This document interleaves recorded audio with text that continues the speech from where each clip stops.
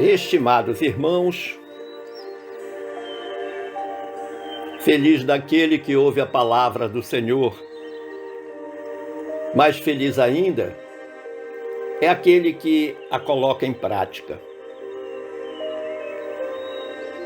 Refletiremos hoje sobre os itens 1 e 2 do capítulo 18 de nosso Evangelho segundo o Espiritismo, cuja temática central é muitos chamados, poucos escolhidos. Os itens em questão tratam da parábola das bodas. A base evangélica que dá origem à reflexão nos vem do evangelista Mateus, capítulo 22, versículos 1 a 14. A narrativa de Mateus permite que identifiquemos a estratégia pedagógica de Jesus. Parábolas, como sabemos, são narrações alegóricas que encerram uma doutrina moral. Jesus, como um pedagogo emérito, recorria frequentemente a elas, porque entendia que era a melhor maneira de interessar os seus ouvintes, como também percebia que é muito mais fácil assimilar e reter qualquer ensinamento quando esse ensinamento é materializado, ou seja, objetivado através de um enredo, do que quando o fazemos de forma exclusivamente subjetiva. A parábola é um método empregado no discurso por meio do qual as verdades morais ou religiosas são ilustradas pela analogia com fatos comuns, o que torna o ensinamento mais factível de apreensão por parte de quem ouve. Se pensarmos no contexto histórico desta parábola das bodas, podemos recorrer ao livro Parábolas de Jesus Cristo à Luz da Doutrina Espírita, de Rafael Lavarini, quando este autor diz que, historicamente, esta parábola foi a última antes do sermão profético, que foi o discurso final pouco antes do martírio de Jesus. E o enredo histórico nos fala de um convite que foi feito diversas vezes ao festim das bodas do Filho, que é Jesus, filho de um rei, que é Deus, para pessoas diferentes e em momentos diferentes. Daí a conclusão da parábola é que muitos foram chamados, mas alguns ou poucos foram escolhidos. Mas no esforço de interpretação, vejamos alguns significados nessa base evangélica da narrativa de Mateus. O festim das bodas simboliza o reino dos céus, isto é, o estado de plenitude alcançado mediante a nossa marcha ascensional, nossa marcha para cima, regida pela lei divina do progresso, rumo a essa luz imperecível. Bem sabemos que somos todos imortais e que a finalidade da nossa existência é atingir o estado de angelitude, o estado da felicidade plena, da paz duradoura. E à medida que nós vamos galgando os degraus desta evolução, impulsionados pela lei do progresso, uma das nossas leis morais, contida lá na parte 3ª de O Livro dos Espíritos, à medida que isso vai acontecendo, maior se dá a nossa aproximação com esse estado de plenitude. O festim, por sua vez, ocorre porque o rei, isto é, Deus, decide comemorar as núpcias de seu filho com a humanidade. Ora, qual o significado das núpcias? O simbolismo das núpcias é muito profundo, reportando ao encontro do ego com o eu crístico de cada um de nós, do homem com o Cristo e da alma com Deus. Este é o simbolismo real das núpcias. Esse encontro que cada um de nós deve fazer com seu eu crístico, aquele mesmo, descrito por Paulo de Tarso. E para comemorar esse enlace matrimonial, Jesus pede que seus servos chamem os convidados. E os convidados nada mais são do que aqueles que cumprem fielmente a vontade de Deus. Existem os que cumprem, da mesma forma que existem os que não cumprem. Mas todos são chamados. Todos são chamados, indistintamente. Nós sabemos que na história da humanidade, em vários pontos do orbe terrestre, muitos servos ou homens de bem se fizeram e ainda se fazem conhecidos por meio de palavras e atos em favor das obras de Deus. Os grandes benfeitores da humanidade. Em nosso país temos a figura extraordinária de Francisco Cândido Xavier, mas que se soma ao lado de outros como Irmã Dulce, ainda encarnado entre nós, Divaldo Pereira Franco. E no passado, na história da humanidade, centenas, milhares de criaturas que se fizeram verdadeiros portadores da mensagem divina.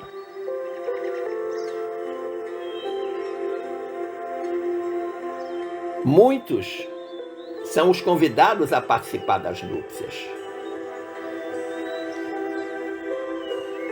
Não sei se me arriscaria a dizer mais do que muitos, todos. Mas é preciso reconhecer que 2/3 da humanidade ainda não conhece o Evangelho de Jesus. Historicamente, os primeiros convidados foram os hebreus,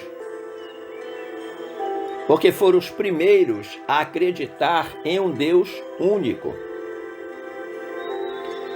O monoteísmo sobre a face da terra nasce com os hebreus.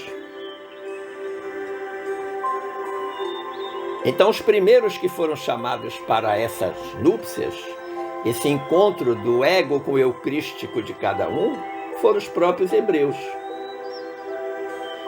E que experimentaram na sua caminhada a presença de diversos enviados de Jesus como governador espiritual do planeta, na tentativa de selar efetivamente essas núpcias, confirmar essas núpcias. Esses convites que foram feitos historicamente na caminhada humana continuam sendo feitos ainda a todo momento.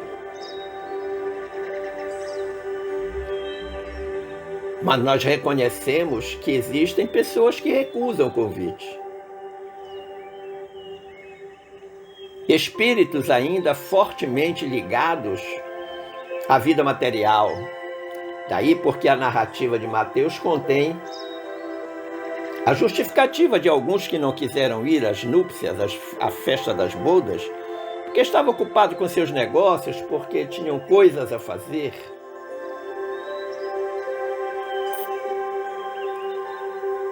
E que desconheciam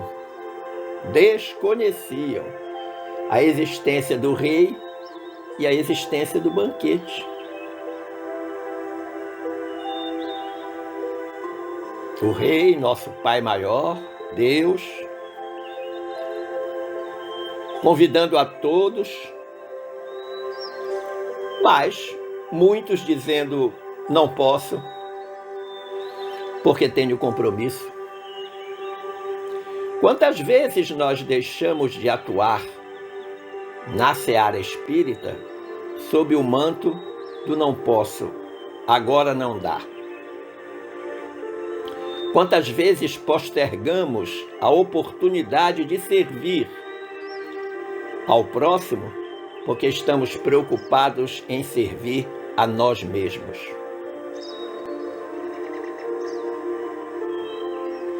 A humanidade continua extremamente envolvida com as questões materiais. Agora, não basta ser convidado. É preciso estar preparado para esse banquete, para essa festa de núpcias.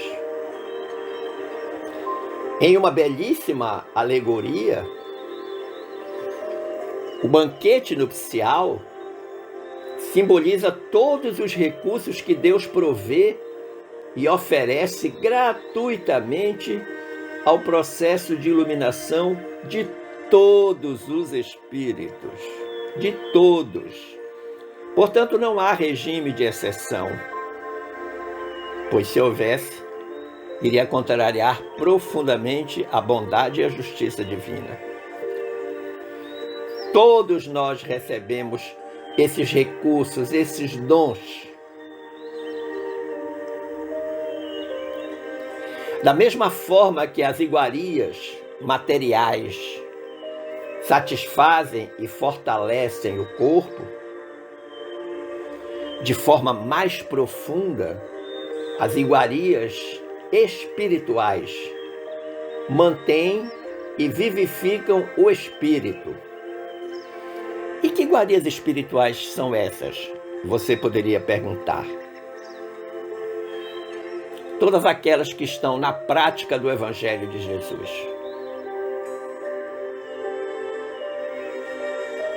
Deus nos oferece recursos inimagináveis, intermináveis,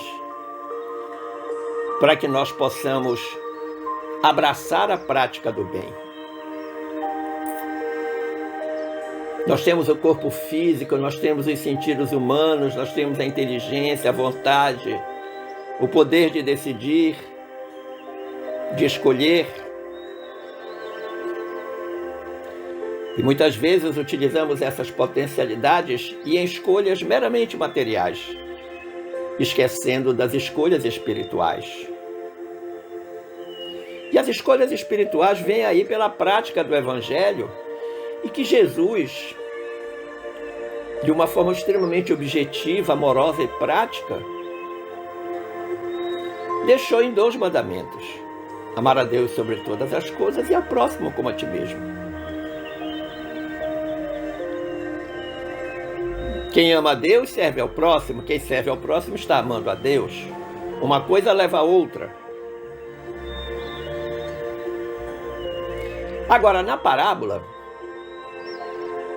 a gente vê na narrativa de Mateus que o rei fica aborrecido, encolerizado.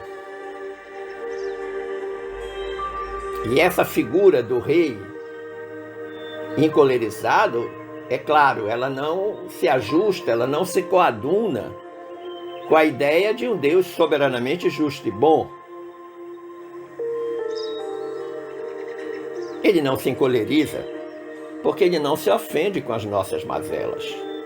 Claro, se Deus se ofendesse, essa é uma atitude humana, não uma atitude divina. Mas aparece então a expressão de encolerização, de cólera.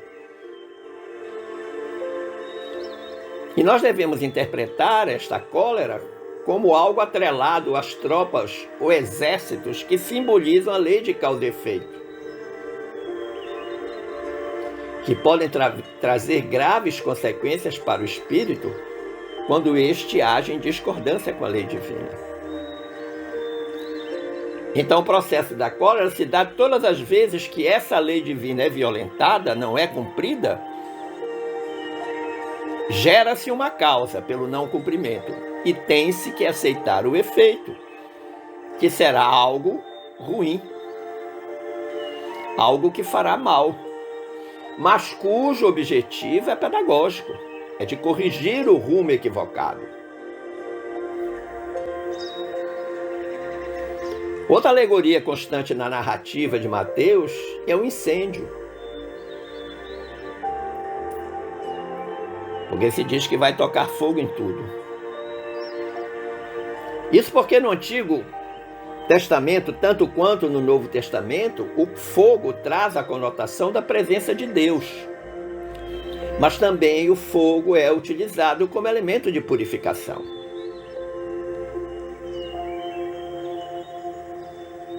E neste sentido, a doutrina espírita nos esclarece que as provas e as expiações vão constituir para o aperfeiçoamento necessário do espírito. E com isso, de aprimoramento em aprimoramento, de reencarnação em reencarnação, o homem velho vai concedendo lugar ao homem novo, mais consciente e pleno do seu papel como co-criador da obra divina. Esse fogo que queima, que arde, pode ser também a nossa fé. Mas que não pode ficar exclusivamente queimando sem ação concreta. Fé sem obras é inócua. Como dizia o Chico, é uma flor de plástico no vaso sobre a mesa. Não tem nenhuma vida.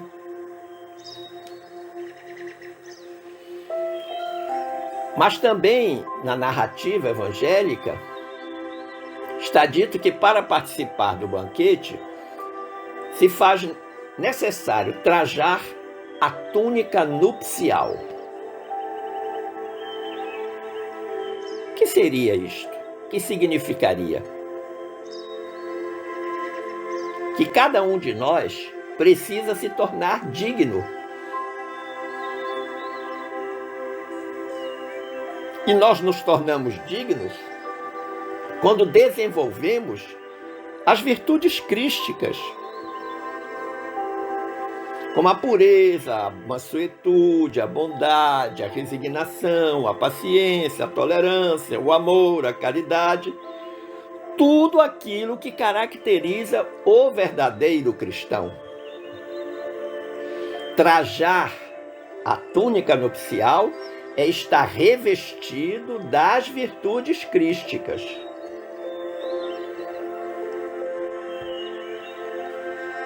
Significa dizer que aquele que ainda não está envergando a túnica nupcial deve buscá-la através do aprimoramento íntimo, da substituição do homem velho pelo homem novo, pela prática diuturna das virtudes crísticas, cuja caridade é a mais excelsa das virtudes no progresso espiritual do homem. Outra alegoria presente na parábola das bodas é o silêncio do convidado, que é identificado por estar sem a túnica nupcial quando ele é abordado pelo rei. E este silenciamento, este silêncio, deve ser interpretado como a aquietação, o silêncio do passado, em prol do seu próprio bem, quando o espírito parte para uma nova experiência reencarnatória. E aí a gente entende, por exemplo, a existência, necessidade justificativa do véu do esquecimento.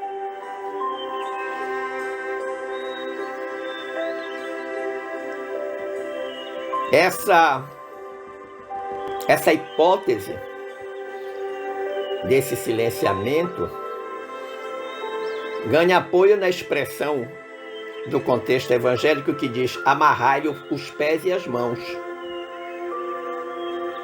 que é o simbolismo da reencarnação. Enquanto espíritos, nós tínhamos na erraticidade a plena consciência de tudo que já havíamos feito. Quando nós reencarnamos, o véu do esquecimento apaga isso. E a reencarnação é exatamente amarrar os pés e as mãos, porque somos aprisionados dentro do corpo físico. E dentro dele nós teremos que, com muita dificuldade, nos movimentarmos em favor do próprio aperfeiçoamento moral.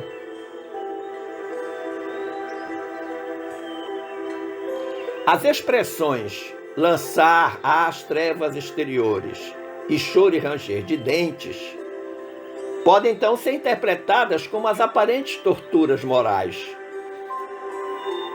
que se passa na erraticidade, ou seja, naquele intervalo entre duas reencarnações,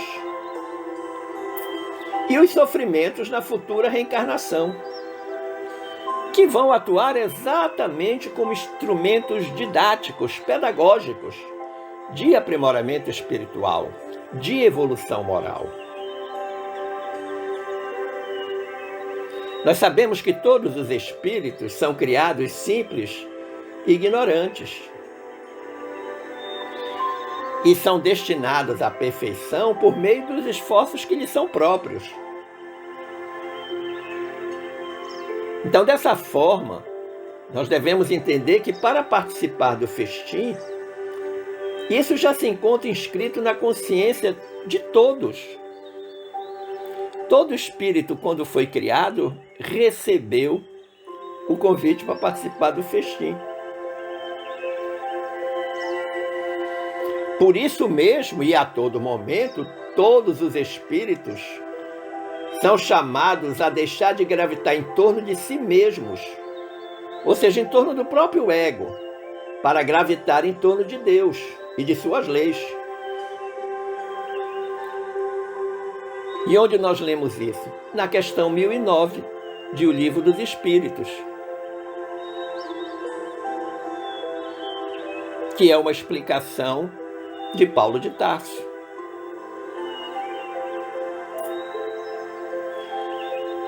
Conclusivamente, nós podemos dizer que vemos essa situação se repetir nos dias atuais. Existem milhares de pessoas, milhões, que receberam educação moral através de diferentes interpretações religiosas.